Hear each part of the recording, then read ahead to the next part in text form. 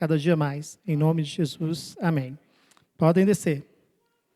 Vamos orar agora pelo pastor Felipe, que trará a mensagem desta noite. Senhor, está aqui teu servo, pastor Felipe, que o Senhor venha usá-lo agora como instrumento em tuas mãos para falar à tua igreja, que o Senhor prepare, Senhor, nossos corações, nossa mente, para ouvir, Senhor, receber e guardar a tua palavra, de forma a depois colocar em prática o que eu te peço em nome de Jesus. Assim nós oramos.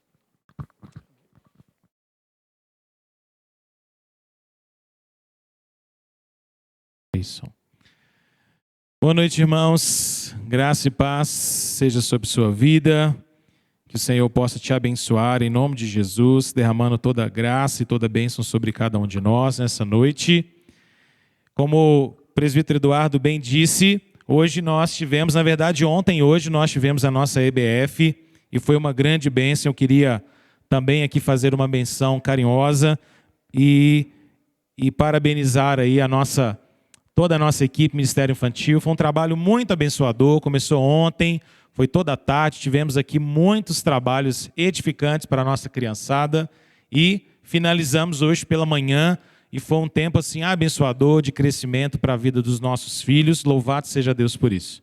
Então que Deus possa continuar abençoando esse ministério, nosso trabalho com crianças, e quero encorajar você, pai e mãe, a se dedicar a trazer seus filhos para que participem das atividades da igreja. Agora, graças a Deus, com o avanço aí da reforma, a gente conseguiu voltar às nossas atividades também no domingo à noite. Daqui a pouco já começamos a nossa rotina de novo nos domingos pela manhã. Então traga seus filhos, traga-os para participar do trabalho do Ministério Infantil, nossa EBI, nossos trabalhos infantis em todos os momentos, para que os nossos filhos cresçam edificados e guardados na graça do Senhor e que seja uma grande bênção para a vida deles em nome de Jesus. Irmãos, antes da gente começar, eu queria te convidar a um tempo de oração. Se você puder, queria te convidar a ficar em pé no seu lugar para a gente orar ao Senhor. Eu postei aí no início desse culto, já um pouquinho atrasado até, a nossa lista de novo de motivos de oração. Há vários nomes, se você olhar no informativo, depois você vai ver vários nomes de irmãos e irmãs que precisam de oração na área da saúde, e essa, sem dúvida nenhuma, é uma área importante para nós orarmos, clamarmos ao Senhor. Quero fazer uma menção aqui muito carinhosa e de gratidão ao Senhor pela vida do nosso Miguelzinho, que é o netinho aqui da nossa irmã Adeci, do seu Jair, que fez esse transplante. Graças ao Senhor, Deus cuidou, Deus protegeu, Deus deu graça e vitória nessa área da saúde. Louvado seja o Senhor por isso. E milagres como esse, nós temos visto na vida de cada um de nós. Nós viemos aqui todos os domingos para adorar e louvar a um Deus vivo, a um Deus que faz milagres, a um Deus que opera maravilhas, a um Deus verdadeiro, a um Deus que age hoje na nossa vida. E isso é motivo para nós orarmos ao Senhor, para nós não desfalecermos, não desanimarmos da oração em nome de Jesus. Vamos fazer isso então? Eu queria te convidar a você pegar uma pessoa aí próximo de você, 2 a 2 ou de 3 pessoas, para a gente orar ao Senhor, clamar pela graça do nosso Deus, pedir a misericórdia dEle. Peça pela sua família, peça pela sua saúde, pela igreja do Senhor Jesus. Peça ao Senhor para Ele reanimar o nosso coração, para Ele nos encorajar nesse segundo semestre, para que Ele dê vigor espiritual a nós como igreja, para que Ele responda às nossas orações, para que Ele visite-nos com a graça dEle, salvadora, com cura, com restauração. Amém? Vamos orar? Feche seus olhos, abre seus lábios, ore ao Senhor agora. Deus bendito, nós louvamos ao Senhor, porque o Senhor é o Deus vivo, poderoso, é o mesmo ontem, hoje e para sempre. O Senhor faz maravilhas, faz milagres, como aqui, Deus, nós podemos testemunhar na vida, Deus, preciosa do Miguelzinho, e tantas outras, ó Deus, maravilhas o Senhor ter feito em nosso meio. Louvado seja o Senhor por isso. Graças te damos, Senhor. Pai, continue a abençoar nossas vidas, abençoar nossas casas, nossos lares. Senhor, dá-nos ainda coragem de continuar orando, perseverança na oração, continuidade, ó Deus, em cremos que o Senhor é o Deus que age, é um Deus misericordioso e poderoso, Senhor. Ó Deus, faz-nos confiar no Senhor, crer nas tuas promessas, permanecermos firmes nos propósitos do Senhor em nome de Jesus. Deus, não nos deixe desfalecer na nossa fé. na nossa convicção. Anima o nosso coração, ó Deus, para que, crendo no Senhor, possamos caminhar de maneira que te agrade, em nome de Jesus. Deus bendito, eu quero te rogar nessa noite, que tu possas, ó Deus, ouvir a nossa oração e nos atender segundo o teu querer, Senhor, em nome de Jesus. Responda a oração do teu povo, ó Pai.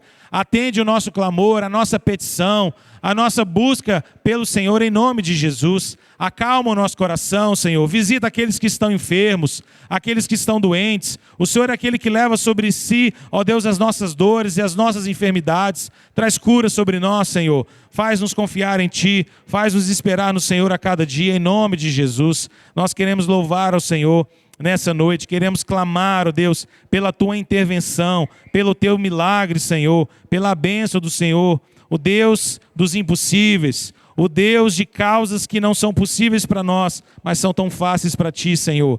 Ó Deus, em nome de Jesus, age em nosso favor e traz paz ao nosso coração para descansar na Tua vontade, no Teu querer e no tempo do Senhor para as nossas vidas, em nome de Jesus. Nós Te louvamos, nós Te bendizemos, Deus bendito. Amém, amém, aleluia. Louvado seja o Senhor.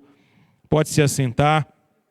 Quero te encorajar a você pegar essa lista lá no informativo da igreja, durante a semana, nas suas orações. Coloca essa lista na sua frente, passa nome a nome. Ainda que você não conheça todos, não se lembre de todo mundo, ore. Peça ao Senhor, ore pela igreja, ore para que a graça do Senhor estenda-se sobre nós. Irmãos queridos, eu quero convidá-los a abrir a palavra do Senhor. Novamente, como domingo passado fizemos, em 1 Pedro, capítulo de número 5. No domingo anterior, nós refletimos em 1 Pedro 5, especialmente nos versículos 6 e 7. Hoje eu gostaria de continuar esse texto com os irmãos, refletindo agora sobre os versículos 8, 9 e 10. Então, se você puder, abra sua Bíblia comigo. Primeira epístola do apóstolo Pedro, versículos 8 a 10.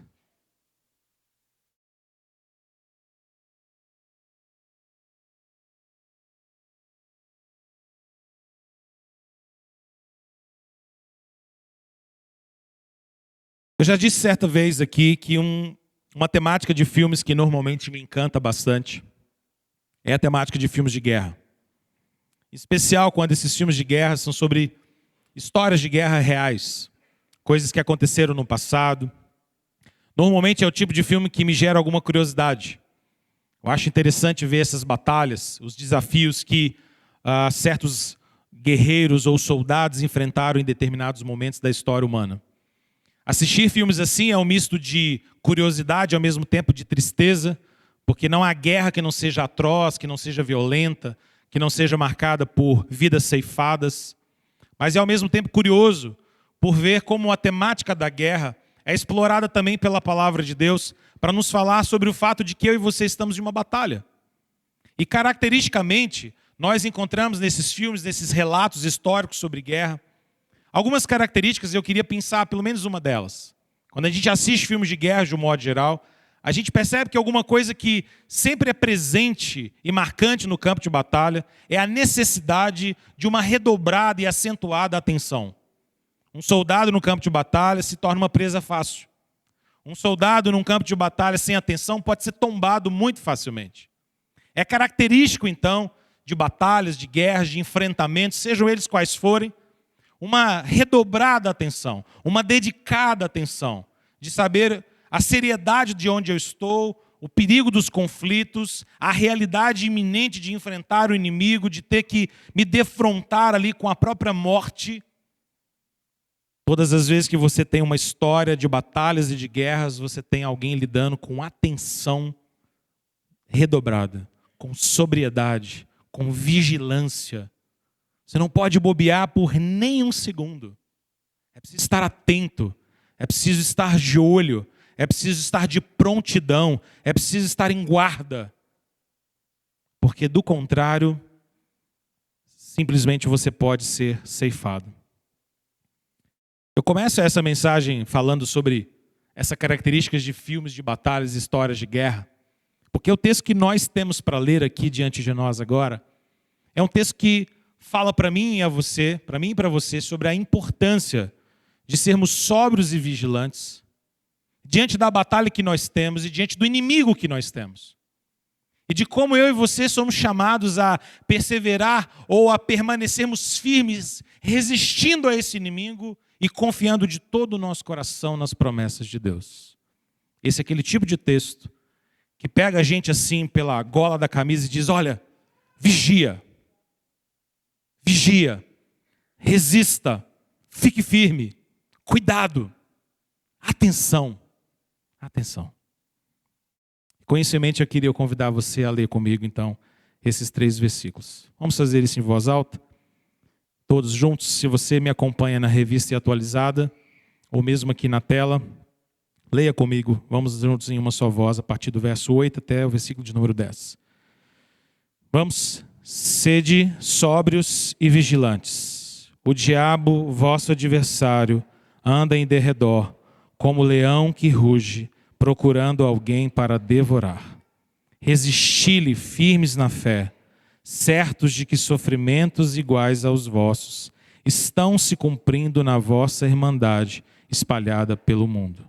Ora, o Deus de toda a graça, que em Cristo vos chamou à sua eterna glória, depois de terdes sofrido por um pouco, Ele mesmo vos há de aperfeiçoar, firmar, fortificar, fundamentar. Amém. Leia comigo de novo apenas a primeira frase do versículo de número 8. Sede sóbrios e vigilantes. Sem colar agora. Vamos? Sede sóbrios e vigilantes. Vamos orar? Feche seus olhos.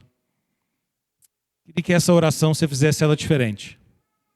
Queria te encorajar agora, olhos fechados, você orasse essas palavras do versículo 8. Senhor, faça-me sóbrio e vigilante a cada dia em nome de Jesus. Vamos juntos? Senhor, Deus bendito, nós te rogamos agora, faz-nos, ó Deus, sóbrios, vigilantes. O diabo, nosso adversário, anda em derredor, Senhor. Ele é como um leão que ruge. Ele procura alguém para devorar. Alguém para devorar sua fé. Ajuda-nos, ó Deus, a resistirmos firmes na fé, convictos e certos, ó Deus, de que sofrimentos como esse estão acontecendo com tantos irmãos ao redor do mundo. Mas o Senhor é o Deus de toda graça. O Senhor nos chamou em Cristo para a salvação e para a glória. E esse sofrimento será, ó Deus, passageiro. E depois de termos sofrido, nós cremos, ó Deus, o Senhor mesmo, nos aperfeiçoar, nos firmar, nos fortificar e nos fundamentar. Senhor, dá-nos a tua graça nessa noite, em nome de Jesus. Amém. Irmãos, essa passagem do apóstolo Pedro, ela faz parte de um contexto de uma igreja que enfrentava sofrimentos e perseguições. Se você estava aqui na mensagem semana que vem não dá, né? De semana passada, você vai se lembrar que nós dissemos isso. A igreja para a qual o apóstolo Paulo escreve era uma igreja que enfrentava lutas e diversidades. Enfrentava injúrias, difamação, espancamento, perseguições, ataques físicos e emocionais e morais. É uma igreja que enfrentava até mesmo a ansiedade de lidar com esses ataques, e foi o nosso tema no domingo anterior. Diante de sofrimentos que esses crentes vivenciaram, o apóstolo Pedro escreve a eles no versículo de número 6, dizendo que eles deveriam se humilhar debaixo da mão do Senhor. Esse é o primeiro caminho. Se humilhem debaixo da mão do Senhor. A mão do Senhor é poderosa. Se coloquem debaixo dela, porque no tempo oportuno Deus vai exaltar vocês. Ele diz no versículo de número 6. Pedro também diz no versículo 7, para essa igreja que enfrentava lutas e perseguições, a orientação de que eles lançassem sobre Deus todo o fardo, toda a ansiedade, todo o temor, todas as preocupações, sabendo que Deus estava cuidando deles. Mas além disso, além de se humilhar debaixo da mão do Senhor, de lançar sobre ele a ansiedade, Pedro passa a dizer agora no versículo 8 a 10, que é o nosso texto de hoje, que essa igreja, que esse povo do Senhor deveria ficar sóbrio, que eles deveriam se colocar como vigilantes diante dos ataques do mal, que eles deveriam resistir firmes na fé, como diz o verso de número 9. E que eles deveriam confiar nas promessas de Deus. Como nós vimos na última semana, o remédio para as nossas ansiedades é descansarmos no Senhor. É nos humilharmos diante dEle, colocarmos nossa ansiedade nas mãos do Senhor e confiarmos no tempo e na provisão dEle.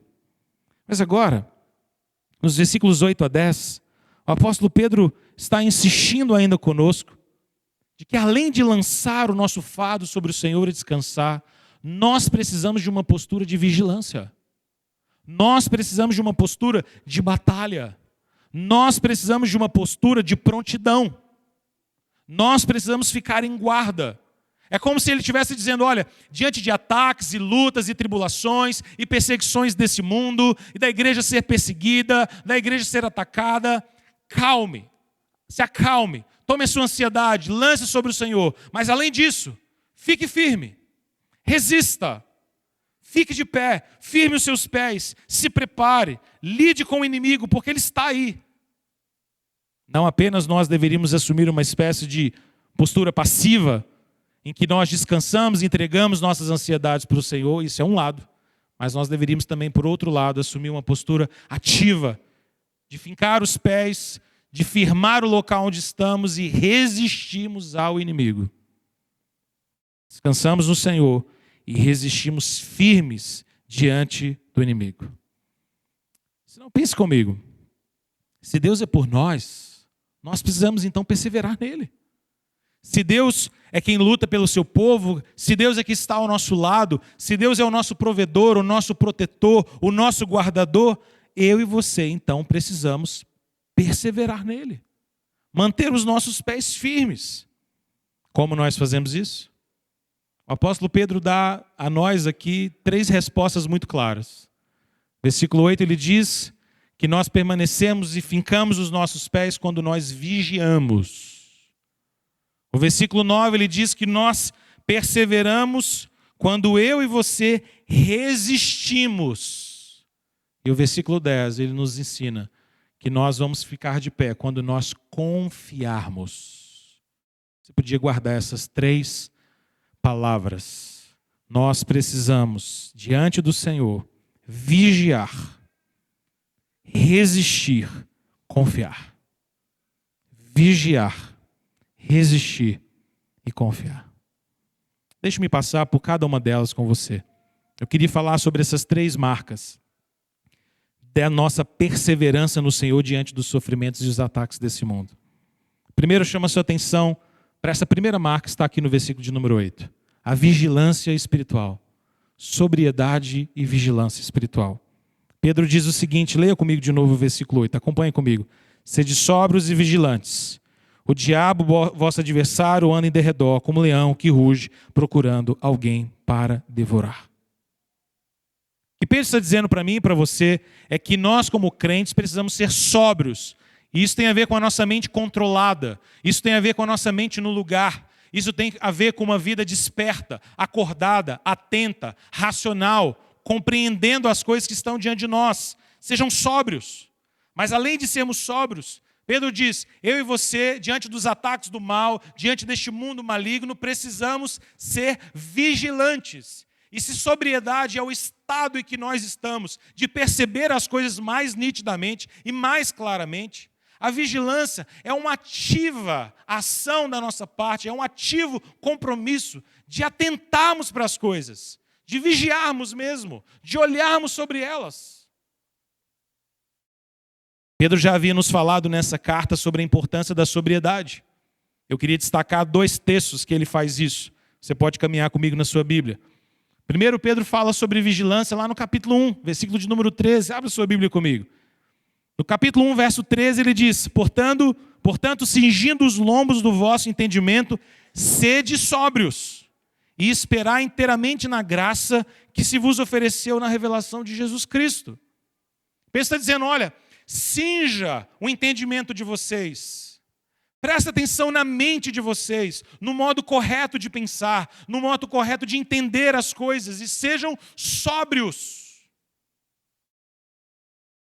O outro texto que Pedro nos dá alguma dica sobre vigilância é o capítulo 4, verso 7, em que ele diz, Já está próximo o fim de todas as coisas. Portanto, sede sóbrios e vigiai em oração. Sejam sóbrios e orem. Orem com sobriedade. Orem com vigilância. Daqui você consegue perceber, então, que o apóstolo Pedro está nos dizendo que sobriedade espiritual vem de um lado de uma mente cingida, de uma mente tomada pela palavra de Deus, mas também de uma vida de oração. Eu e você, para termos sobriedade espiritual, precisamos ter clareza na palavra de Deus. Precisamos ser sóbrios diante da verdade de Deus, porque lembre, um dos ataques preferidos e mais estratégicos de Satanás é a mentira, é o falso ensino, é o engano, é a corrupção da verdade. É por isso que eu e você precisamos ser sóbrios, ter sobriedade na nossa mente, no nosso coração, através do entendimento firmado na palavra, de uma vida de oração, para que nós sejamos capazes de compreender as coisas que estão ao nosso redor. Imagine um soldado num campo de batalha que não esteja sóbrio.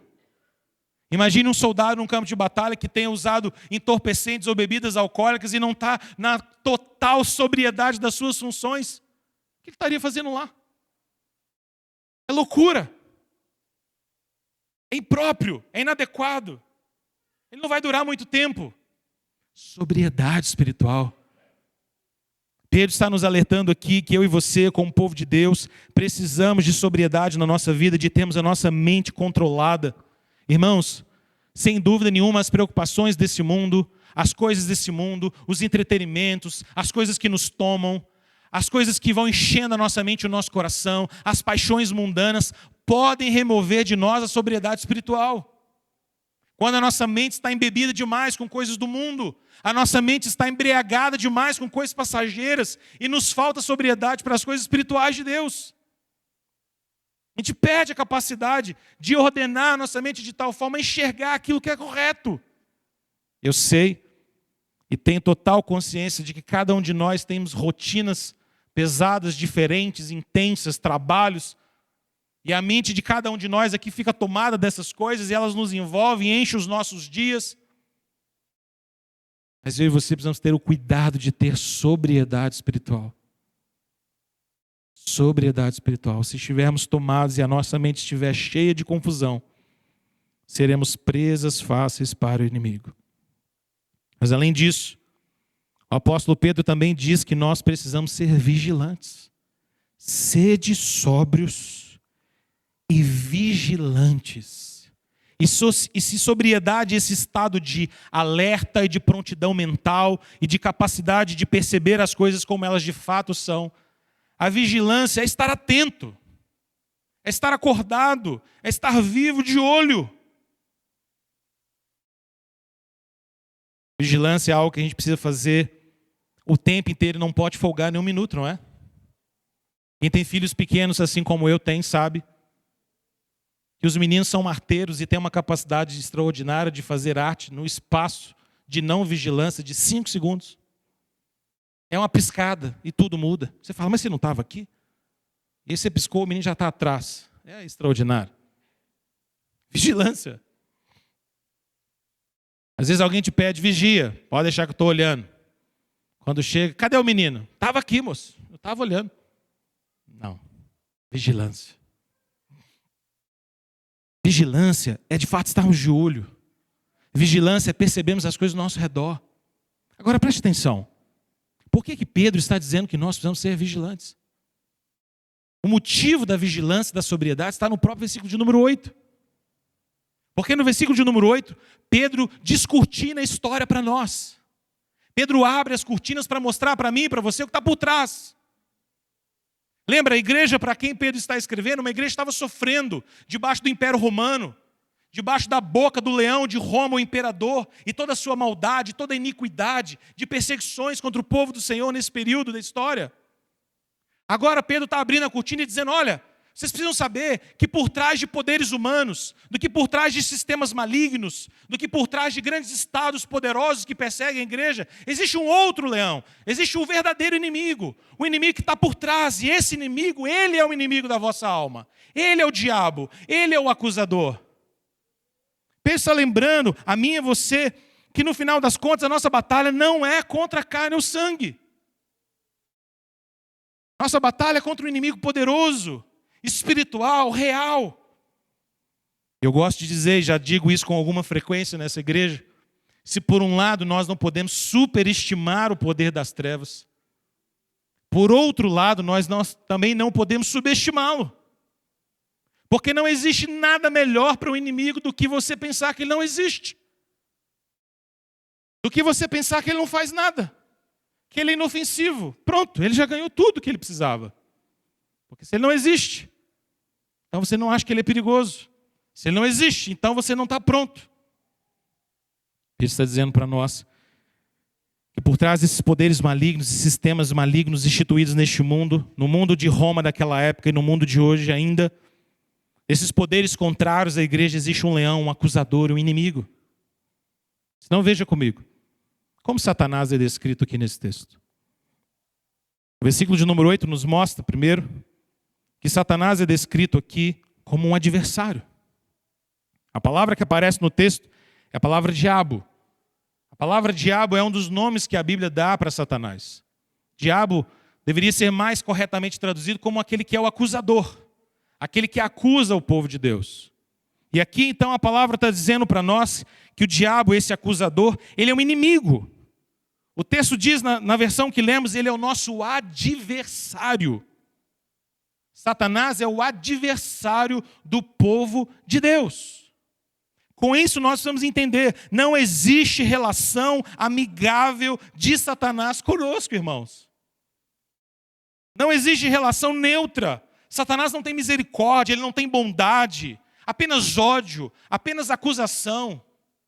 Ele é um anjo em trevas, ele é um inimigo astuto, ele é sagaz, ele é mentiroso desde o início. Ele conduziu nossos pais, Adão e Eva, à perdição no pecado, naquele jardim. Ele intentou contra o povo de Deus durante toda a história. Ele intentou contra o Senhor Jesus, tomando o coração de Judas. E ele continua intentando contra o povo de Deus ainda hoje. Claro que nós sabemos que Satanás é um inimigo derrotado pelo Senhor Jesus. E a sentença dele já está totalmente estabelecida na vitória que Cristo tem na cruz. Mas isso só o torna ainda mais furioso como um inimigo que se levanta contra nós, aproveitando cada segundo que lhe resta antes de ser lançado no lago de fogo e enxofre no dia final. Pense no ódio, pense na maldade que há no coração. O texto diz que o diabo, esse acusador, ele é o nosso inimigo, ele é um adversário do povo de Deus. Mas além disso, o verso 8 também diz que o diabo é como um leão que ruge e que anda ao redor procurando alguém para devorar. Não é surpreendente essa descrição? A Bíblia nos apresentava como um leão. Essa imagem de pensar no leão, muito possivelmente veio a Pedro como uma imagem muito presente no Antigo Testamento. São vários os salmos, por exemplo, que retratam os inimigos do povo de Deus como leões que agarram suas presas. Irmãos, lembre-se, hoje, nós para vermos um leão preguiçoso, dorminhoco, a gente tem que ir lá no zoológico. Você só vai conseguir ver ele se você tiver muita sorte, porque normalmente o bichinho está dormindo. Pense num leão desanimado, é o nosso aqui do zoológico. Quando muito você vê um rugido dele lá, deve ser de sono. É isso, e nada mais, coitado. Está aposentado. Mas nessa cultura, não. Leões eram inimigos ferozes. Alguém que caminhava longos quilômetros por desertos e lugares inóspitos estava sujeito a feras. Feras do campo, animais selvagens, leões e outros tantos animais que poderiam tomar a sua presa facilmente. Esse imaginário faz parte do povo do Senhor nesse período, mas faz ainda mais presente na mente do apóstolo Pedro e dos crentes que estão sendo perseguidos no início da história da igreja cristã. Porque muitas das vezes cristãos eram rasgados por leões no Coliseu romano. Deus está dizendo, olha, o inimigo de vocês, esse que está por trás, quando a cortina se abre, ele é um leão que ruge, um leão que anda ao derredor, e ele está procurando alguém para devorar. Eu acho bastante curioso como Pedro descreve a atividade desse leão, desse inimigo, desse diabo, como alguém astuto que vai andando e rodeando, tentando encontrar uma presa fácil. Isso me faz lembrar, por exemplo, da história narrada no livro de Jó. Você se lembra? Capítulo de número 1, versículo 7. Deixa eu ler para você. No capítulo de número 1, verso 7, Satanás responde assim ao próprio Deus. O texto diz: então o Senhor disse a Satanás: de onde você vem? De onde vens? E a resposta de Satanás é: Satanás respondeu a Deus e disse: de rodear a terra e passear por ela. De rodear a terra e passear por ela. Ele é um leão. Ele anda ao derredor tentando encontrar alguém para devorar. Percebe a importância da sobriedade e da vigilância?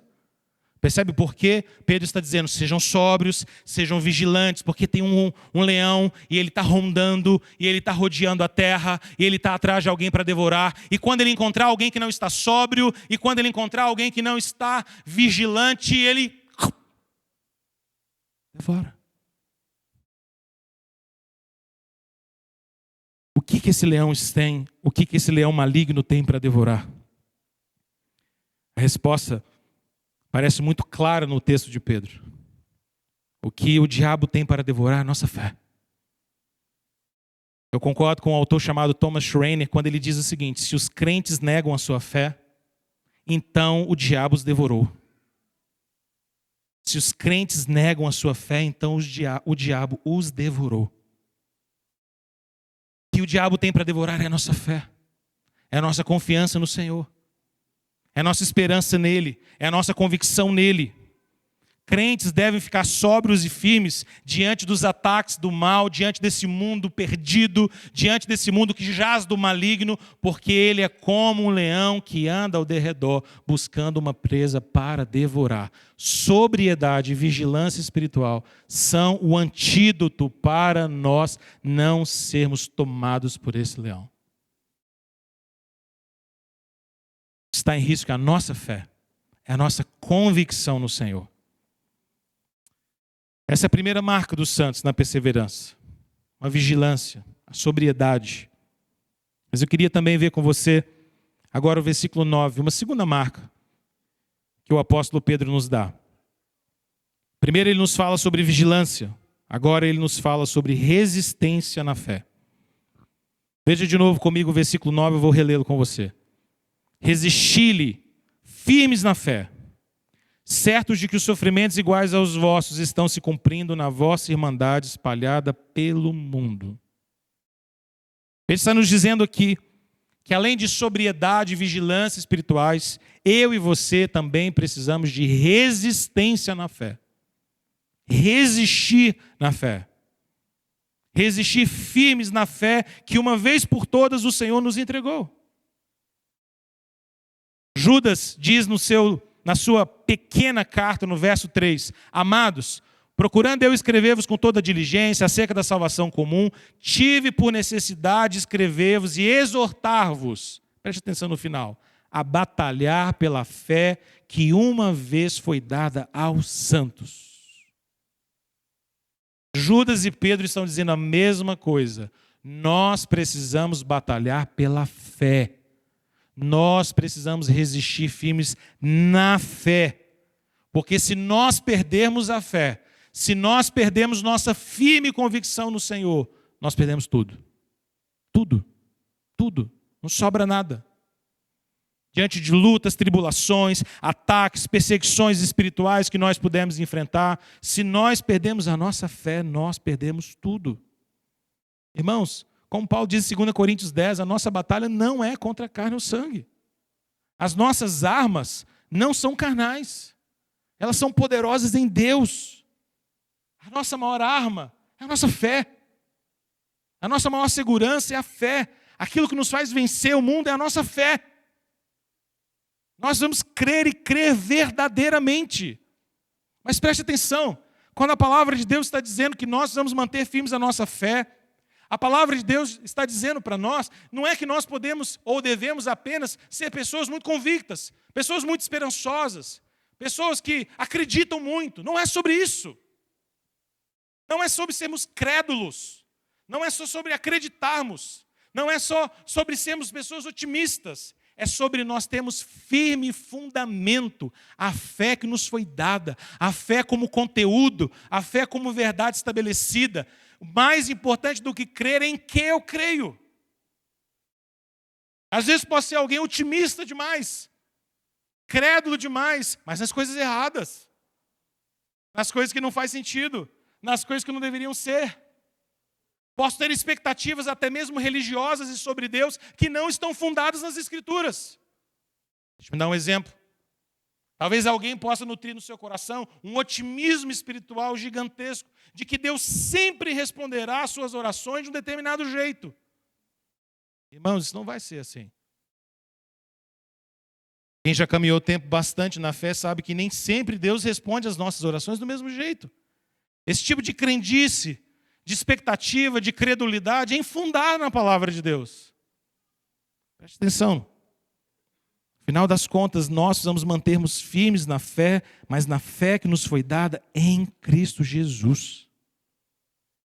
A fé revelada, a verdade de Deus, as promessas do Senhor, aquilo que Ele nos deu, nos ensinou na Sua palavra, isso é o fundamento da nossa fé. Agora é curioso que no versículo de número 9, Pedro também nos deu uma outra dimensão para ficarmos firmes na fé. Eu queria chamar a sua atenção para isso. Olha o que ele diz: resistires firmes na fé, certo de que sofrimentos iguais aos vossos estão se cumprindo na vossa irmandade espalhada pelo mundo. Não é curioso isso? Pedro está dizendo, olha, fiquem firmes na fé, mantenham-se firmes, resistindo ao diabo, e façam isso sabendo que vocês não estão sozinhos. Não são apenas vocês que sofrem. Eu não sei você, mas a percepção que eu tenho de que quando nós estamos sofrendo, nós temos uma dimensão psíquica, emocional, de imaginarmos que o nosso sofrimento é único, e de que nós estamos sozinhos.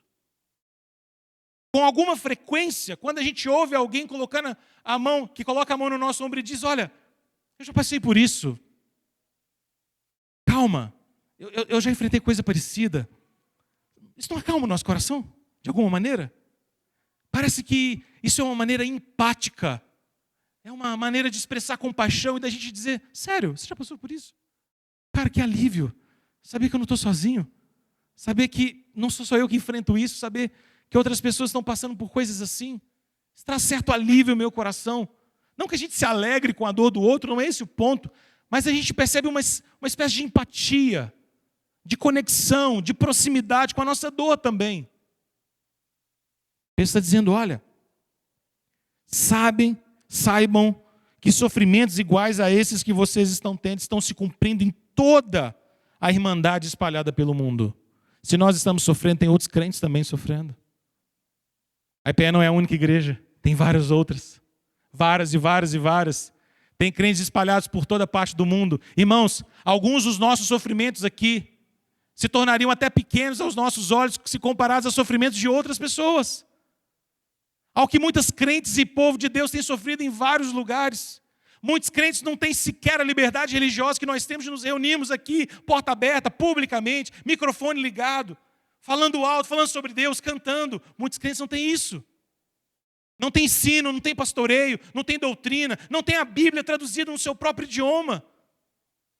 Imagine tamanho sofrimento. Pessoas que se convertem são expulsas de casa por suas famílias. Pessoas que se convertem são perseguidas pelo estado em que vivem. Crentes como nós, crentes que nesse domingo, como hoje nós estamos aqui, estão se reunindo, perseguidos em casa de alguém, com risco de vida, com risco de morte, sentado numa sala, talvez com pouca iluminação, falando baixo, lendo a Bíblia com um trechinho que tem nas mãos. Ele está dizendo, olhem para o sofrimento que há ao redor de vocês, olhem para as lutas que outras pessoas estão passando, para que isso encoraje o coração de vocês. Para que isso anime vocês, Para você dizer, tudo bem, as nossas lutas são grandes, Deus conhece a nossa estrutura, sabe que somos pó, mas tem gente sofrendo também. E esse sofrimento atesta que nós estamos em Cristo Jesus, nós somos o povo de Deus, sofremos com Cristo neste mundo, mas vamos perseverar e sermos vitoriosos com Ele também. Isso anima o nosso coração. Pedro diz no capítulo 4, verso 13, se você puder ver comigo. Ele diz, alegrai-vos no fato de ser participantes das aflições de Cristo, para que também na revelação da sua glória vos regozijeis e alegreis. Irmãos, no mundo que nós vemos hoje, na teologia de vitória que nós vemos hoje, na teologia de prosperidade que nós vemos hoje, um versículo 13 do capítulo 4 é rasgado em muitas Bíblias. Porque aqui é a teologia do sofrimento. Pedro está dizendo para nós, fiquem alegres quando vocês participarem das aflições de Cristo. Fiquem alegres. Porque esse é o privilégio de nós participarmos dos sofrimentos de Cristo Jesus.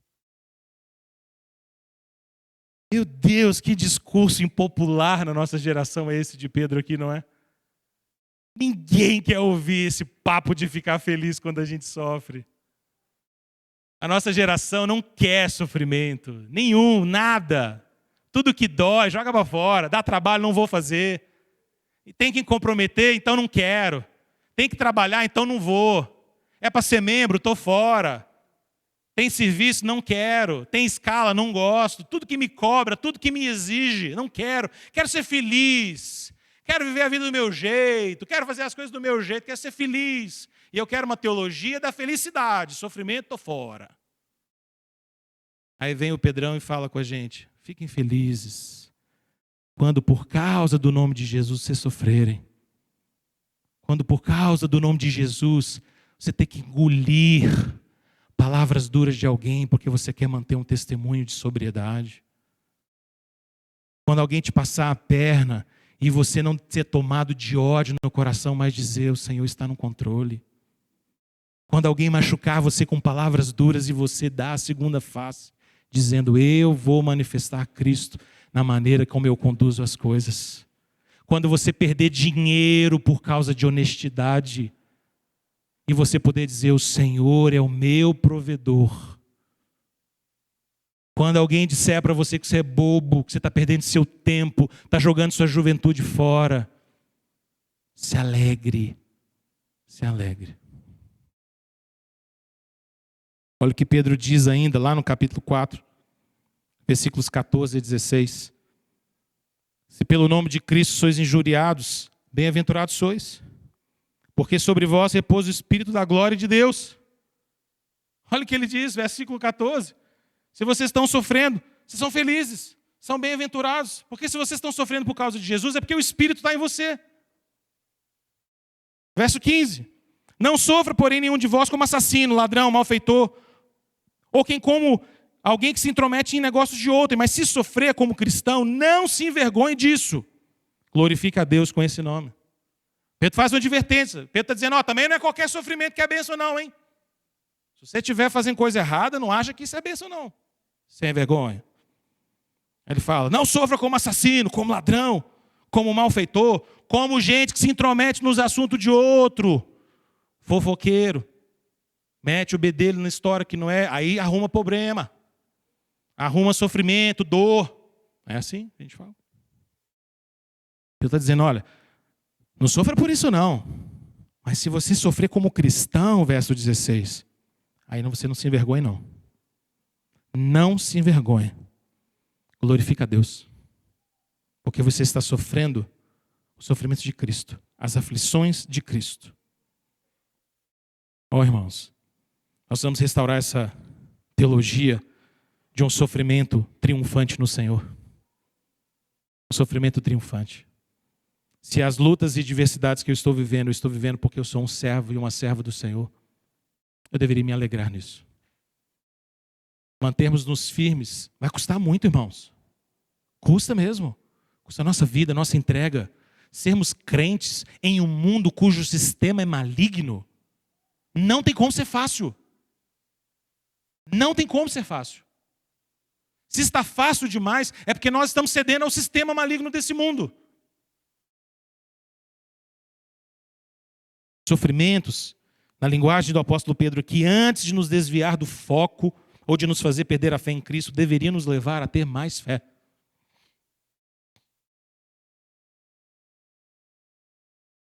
Nós enfrentamos lutas assim e precisamos resistir na fé.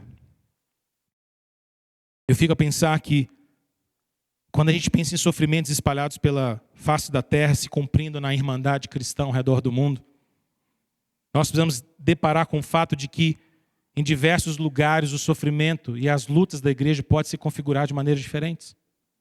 Eu queria mencionar apenas uma para encerrar esse segundo ponto. Uma das coisas que talvez seja um grande dilema para nós, um grande sofrimento e uma presente tentação para a igreja, especial para a igreja cristã no Brasil, é o comodismo.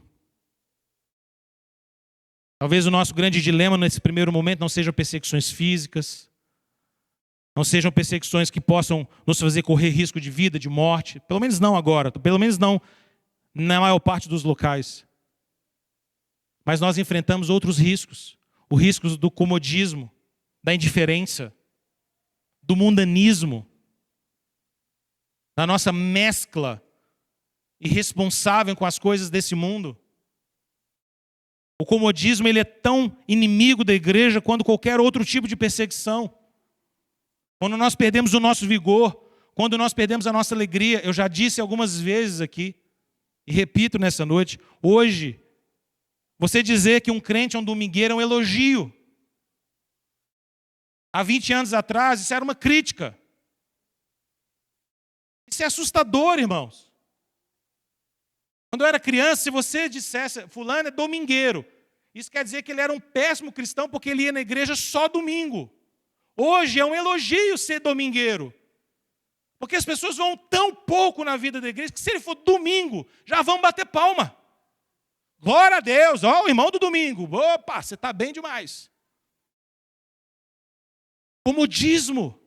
Quando é que nós caímos na mentalidade mundana de achar que o dia do Senhor se tornou um dia negociável? Que negocia, domingo é um dia como qualquer outro.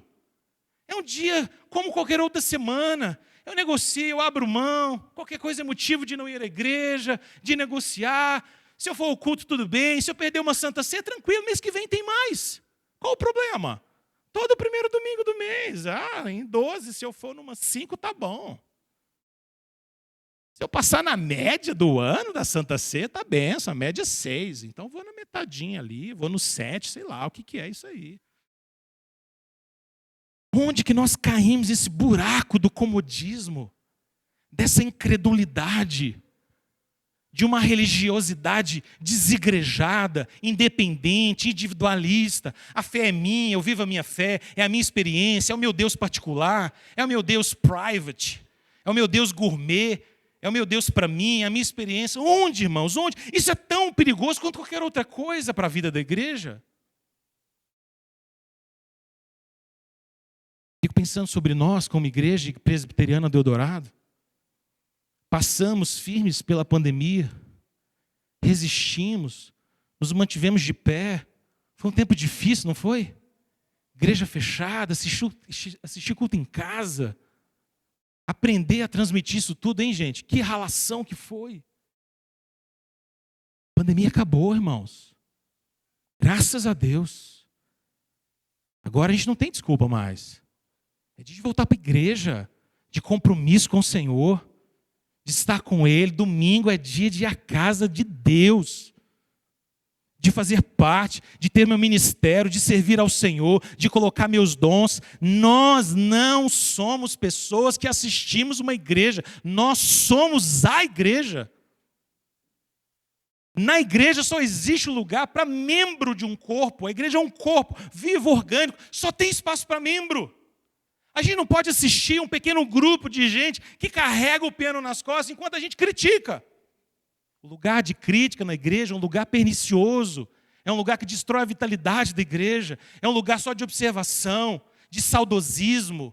O lugar que gera crescimento na vida da igreja é eu entender o meu lugar, os meus dons, o meu serviço, é dizer: eis-me aqui, Senhor, me use.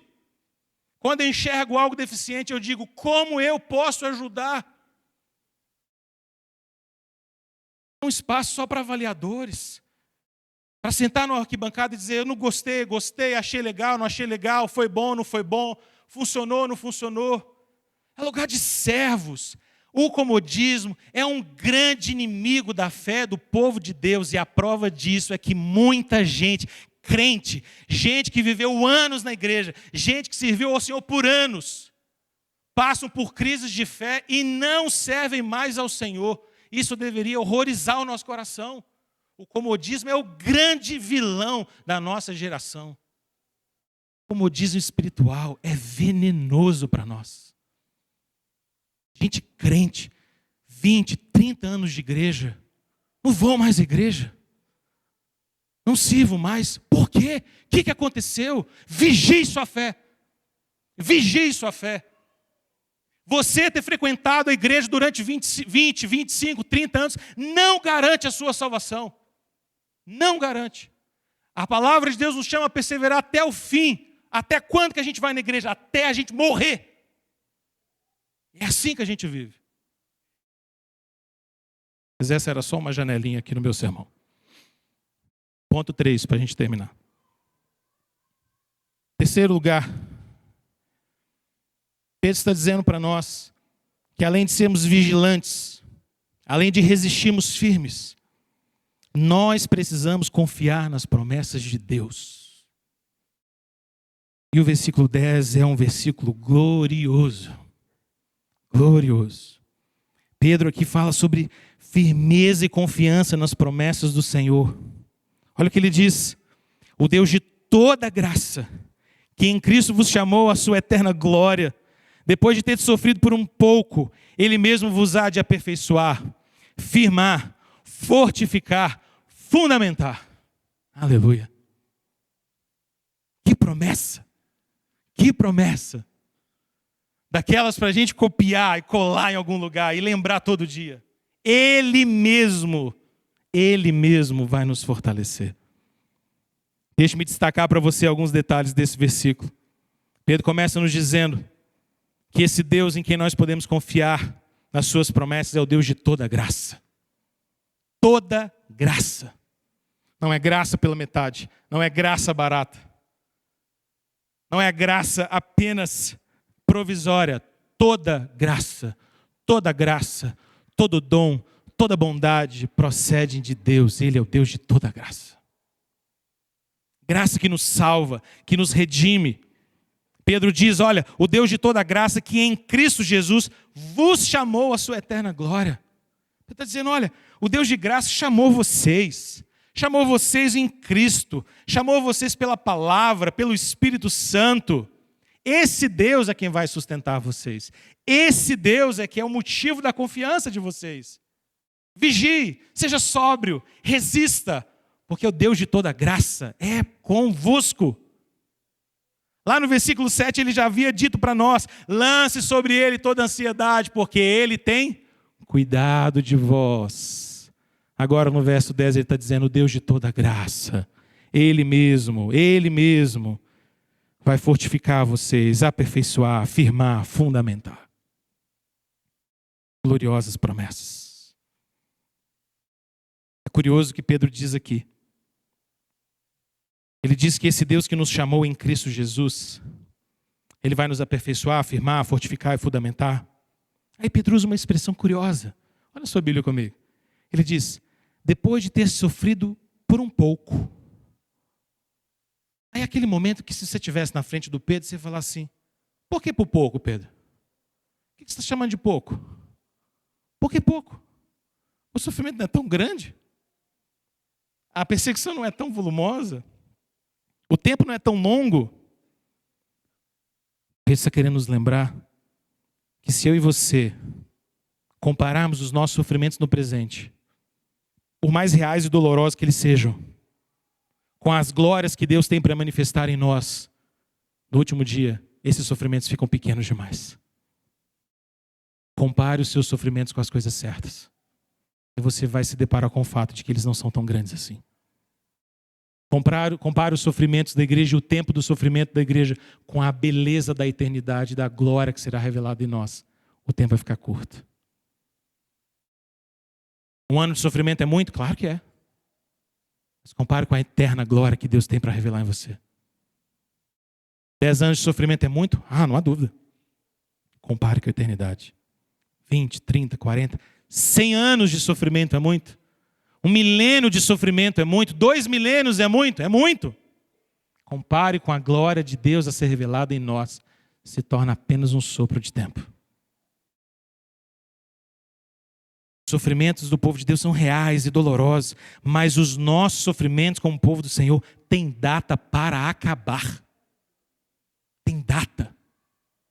Cada sofrimento, cada dor, cada perseguição tem uma data para acabar. E essa data pertence ao Senhor. E ninguém, nenhum inimigo, nem todo o poder das trevas pode mudar os planos de Deus. Nada pode contra o Senhor.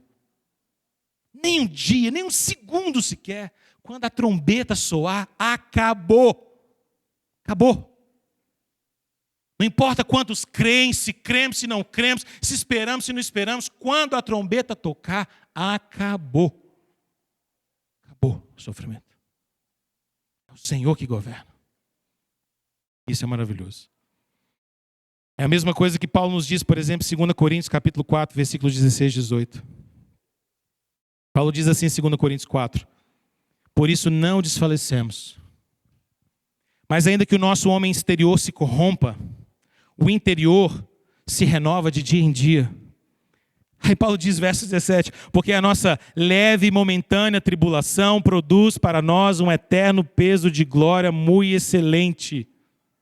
A nossa leve e momentânea tribulação está produzindo para nós um eterno peso de glória.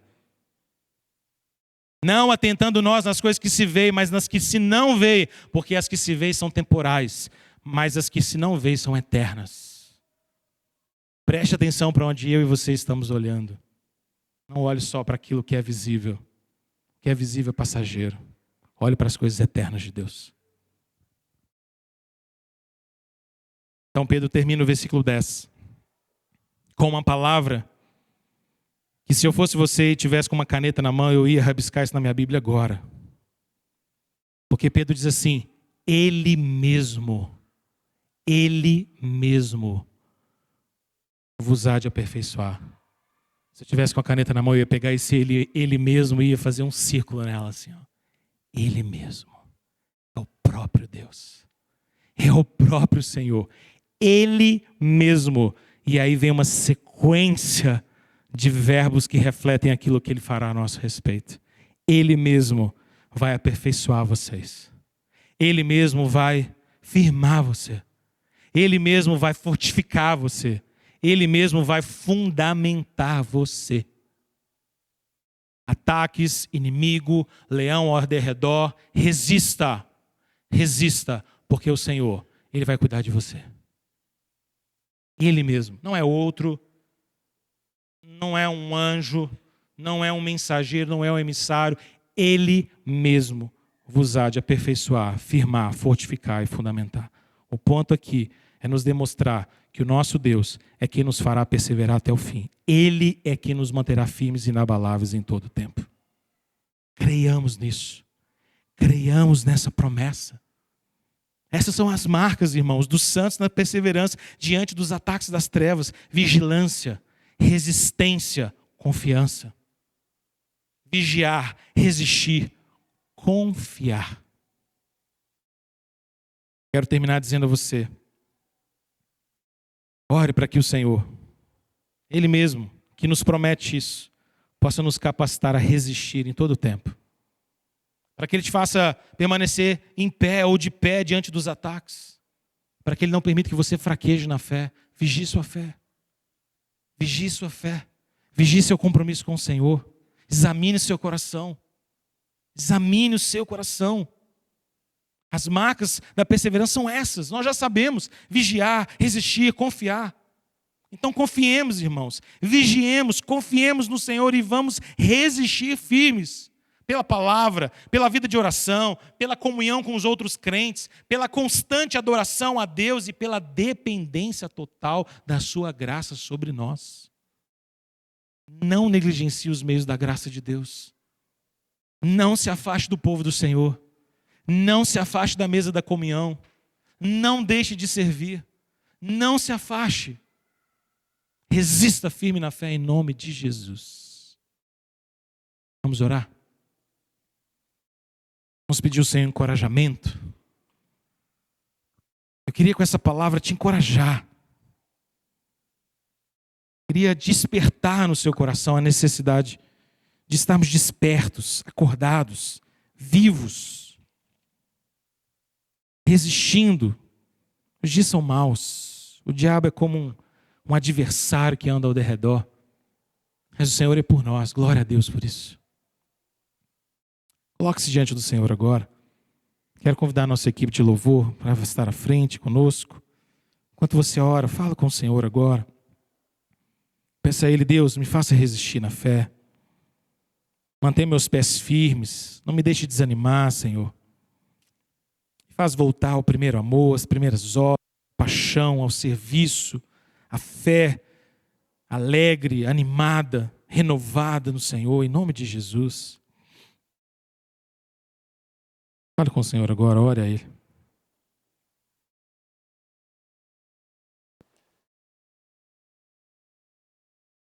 Deus bendito, nós te louvamos, Pai. Porque tua palavra nos garante que o Senhor tem cuidado de nós. O Senhor mesmo é quem nos fortificará e nos fará firmes em todo o tempo, Senhor. Ó Deus, nós te rogamos, mantenha a nossa fé firme em Ti. Diante dos ataques, diante das lutas. Ó Deus, diante de inimigos mais sutis como o comodismo, como a indiferença. Ó Senhor, livra-nos disso em nome de Jesus. Renova o nosso ânimo, nosso vigor. Renova essa igreja. Renova cada membro dessa igreja. Renova cada ministério, cada serviço interno dessa igreja. Para que haja ânimo, Deus, em nós, para continuarmos servindo ao Senhor, para batalharmos juntos a batalha da fé, para caminharmos, ó Deus, em novidade de vida, crendo e descansando no Senhor a cada dia, em nome de Jesus. Deus, não nos deixe sucumbir ao inimigo, Senhor. Ele é como um leão que ruge, procurando alguém sem sobriedade, sem vigilância para devorar. Ó Senhor, fortaleça a nossa fé, Pai. Dá-nos ânimo, Senhor, renovado em Ti, em nome de Jesus. Nos faça perseverar, Deus. Os ataques são tantos. Tantas coisas invadem a nossa mente e o nosso coração. Livra-nos, ó Deus, daquelas que nos fazem, ou nos faz, ó Deus, afastar de Ti. Sustenta o nosso coração no decorrer dos dias e dos anos. Em nome de Jesus, Deus. Nós louvamos ao Senhor. Nós Te bendizemos nessa noite. Aleluia. Amém. Amém. Vamos ficar em pé, vamos adorar o Senhor. Deus de toda graça, Deus que nos chamou em Cristo Jesus para a sua própria glória. Vamos louvá-lo.